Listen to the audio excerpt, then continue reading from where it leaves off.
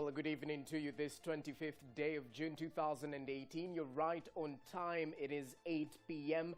and this is KUTV News at 8. My name is Jesse Rogers. Welcome to the broadcast. A lot has happened in the course of the day, so let's get right into it and take a look at the stories taking center stage tonight.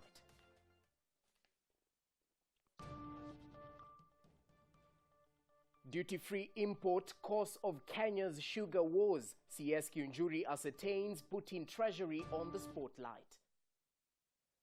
Tanga tours are within my mandate. Deputy President Ruto brushes off critics. 2 people dead, scores injured in fatal Mombasa accident.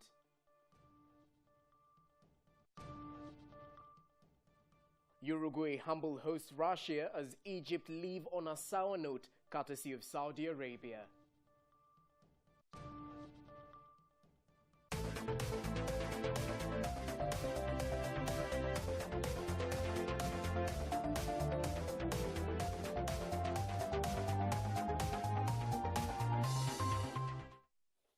Welcome to the broadcast. Moses Gitonga is our sign language interpreter.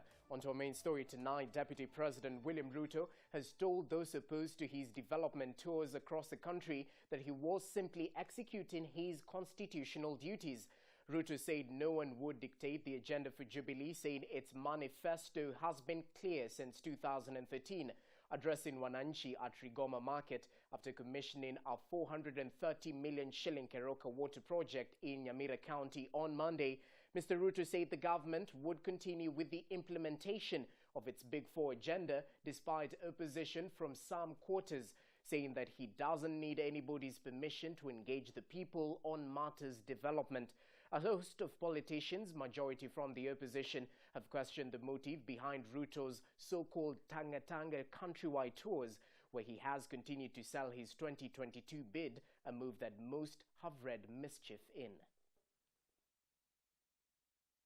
Nimefika Nyamira leo, mambo ya hospitali, mambo ya maji nimekuja kufungua, mambo ya barabara tumekubaliana, mambo ya shule tutafanya saa hizi, mambo ya stima ndio hiyo mimi nimeanzisha. Kwani kazi ya naibu ya rais ni kufanya kazi gani? Na sitaomba ruhusa ati mtu ya upinzani ati niombe ruhusa ati niende nifanye kazi wananchi wa Kenya wamenipatia. Kwani mnaona mimi ni wazimu? Well, in the continued war against corruption, former Bungoma County Secretary has been fined 800,000 Kenya shillings or to serve 4 years imprisonment after he was found to have violated the laws regarding to management of funds. John Juma Matsanza, who was also serving as the accounting officer on an acting capacity, was convicted on 2 counts of willful failure to comply with the procurement laws, leading the county to incur excessive expenditure. His 6 co-accused have been fined 600,000 Kenya shillings or 3 years imprisonment after they were found culpable of flouting the procurement laws. The Chief Magistrate, Bildad Ochieng, in his judgment, noted that the 7 failed to take full responsibility, leading to the loss of funds. In the judgment, read on his behalf by Senior Principal Magistrate Thomas Muraguri, the trial magistrate noted that economic crimes have become rampant, prompting the court to send a clear message to corrupt officials. After the extra adjustments are factored in, to arrive at a figure of approximately 6,000.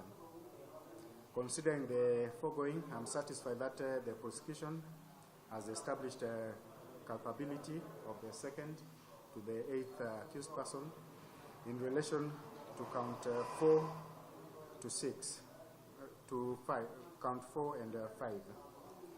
In conclusion, I do find that the prosecution with regards to the first accused has established its case against him on both count 1 and 2 of willful failure to comply with the law relating to the management of funds and the incurring of expenditures contrary to section Well, just to take you back, the 9 individuals who were in court today were actually on the spotlight in 2015 for purchasing 9 wheelbarrows at the cost of 109,320 Kenya shillings.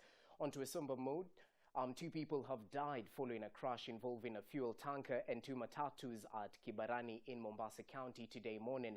Mombasa County Inspectorate Director Mohammed Amir said a matatu driver and 1 passenger died while receiving treatment at the Coast Provincial General Hospital. One of the survivors, Mr. Gideon Ambani, said the truck driver lost control of his vehicle, ramming into the 2 matatus. 5 other people were seriously injured, including a primary school pupil. At the time we removed them, there were still life signs on all of them. Unfortunately, when we reached here, we handed them over to the hospital. We then had one of them pass away. Most of them have severe injuries. An investigation will be conducted. At this time, we can't speculate as to what is the cause of the accident.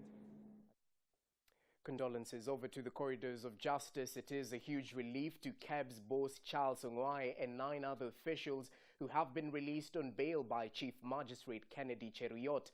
The release continues to receive criticism from the prosecution. According to the prosecution, the accused persons will interfere with witnesses if they are granted bail, something that the defense has denied. The KEB's officials are accused of selling substandard goods, murder, amid abuse of office. Kenya Bureau of Standards Managing Director Charles Ongwae and other senior employees of the agency have been released on bond.